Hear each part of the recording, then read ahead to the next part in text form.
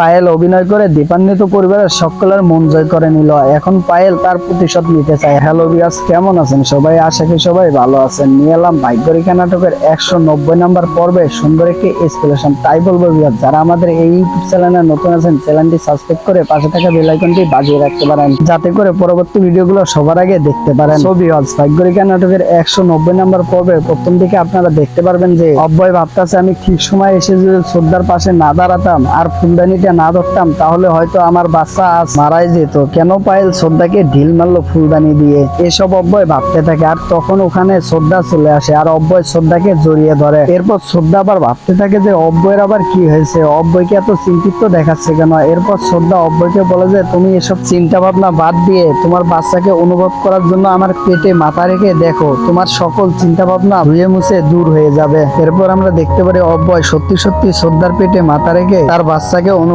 করছে। সেই সাথে শ্রদ্ধাকে বলে যে হ্যাঁ, আমার সকল টেনশন চলে গেছে এখন। এরপরের দৃশ্যে আমরা দেখতে পারি যে দীপান্বিত পরিবারের সকলেই একসাথে খাওয়া দাওয়া করছিল। আর তখন অব্যয়ের মা শ্রদ্ধাকে বলে যে শ্রদ্ধা, তুমি তো অনেক সারাদিনে পরিশ্রম করেছো, আর তুমি এখন একটু বসে রেস্ট করো আর খাওয়া দাওয়াও করো। তখন আবার কীর্তি বলে যে দিদু তো এখন সারাদিন পায়েলকে নিয়েই পড়ে থাকে আর পায়েলকে নিয়েই সারাদিন ভাবতে থাকে, আর দিদুতে এখন পায়েলের জন্য স্পেশাল ভাবে অন্য খাবারও বানিয়ে রাখে। এরপর শ্রদ্ধা আবার বলে যে তেমন কিছু না, পায়েল তো মা হতে চলেছে, এই জন্য আমি পায়েলের জন্য একটু রান্না করে রাখি, যাতে করে পায়েলের কোনো অসুবিধা না হয়। এরপর আবার কীর্তি বলে যে দিদু, খালি যে পায়েলে মা হতে চলেছে তেমন কিন্তু বিষয়টা নয়, তুমিও তো মা হতে চলেছো, তোমারও তো একটু খেয়াল রাখা উচিত নিজেকে। এরপর আবার আত্মী বলে যে পায়েলকে নিয়ে আমরা সকলে আলোচনা করছি, পায়েলকে তো আমরা এখানে দেখতে পাচ্ছি না, পায়েল আবার কোথায় গেল।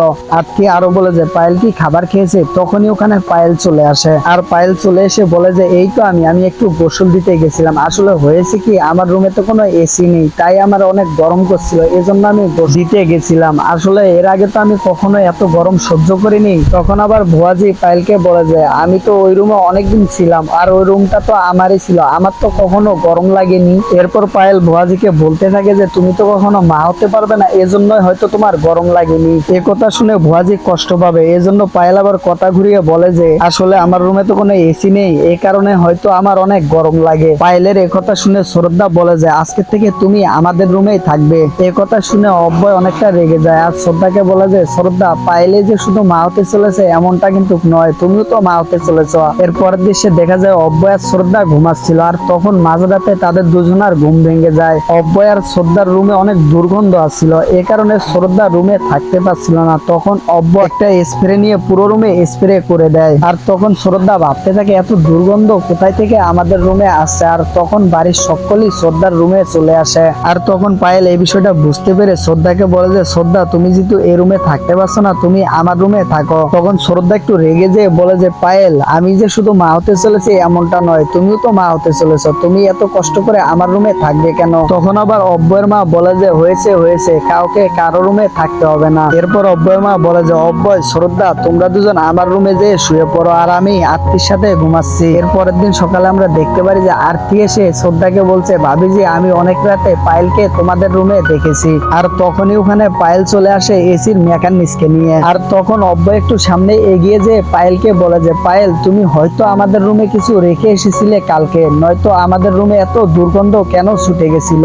তখন আবার পায়েল কেঁদে কেঁদে বলবে যে আমি জানি এই বাড়িতে যা কিছু হোক সবকিছু দোষ আমার ঘাড়ে এসে পড়বে আর আমাকে সবাই দোষারোপ করবে, এই জন্যই আমি এই বাড়িতে থাকবো না, আমি এক্ষুনি চলে যাচ্ছি এই বাড়ি ছেড়ে। তখন আবার শ্রদ্ধা পায়েলের হাত টেনে ধরে পায়েলকে আটকিয়ে শ্রদ্ধা পায়েলকে সান্ত্বনা দিতে থাকে। এর পরের দৃশ্যে আমরা দেখতে পারি যে শ্রদ্ধার অনেক মাথা ঘুরছিল, তখন সেখানে অব্যয় এসে শ্রদ্ধাকে পানি খাওয়াতে থাকে। আর এদিকে আমরা দেখতে পারি যে পায়েল অনেক হাসাহাসি করছে আর ভাবছে আমি কিভাবে দীপান্বিত পরিবারের সকলের এক এক করে মন জয় করে ফেললাম। আর পায়েল তখন হাসতে হাসতে বিছানায় শুয়ে পড়ে। এরপর উঠে আবার ভাবতে থাকে যে আসলে দীপান্বিত পরিবারের সকলেই কত বোকা, আমাকে এত অল্প সময়ের ভিতরে আবার বিশ্বাস করে ফেললো তারা। এসব কিছু দেখে আমরা বুঝতে পারি যে পায়েল এখনো শুধরায়নি, পায়েল আগের মতোই আছে। এতদিন শুধু পায়েল অভিনয় করে গেছে ভালো সাজার, এখন পায়েল সবকিছুর প্রতিশোধ নিতে চায়। এর পরের দৃশ্যে আমরা দেখতে পারি অব্যয় শ্রদ্ধাকে কথা দিছে, তোমাকে আর পায়েলের বাচ্চাকে সবসময় আমি ভালো রাখার চেষ্টা করব।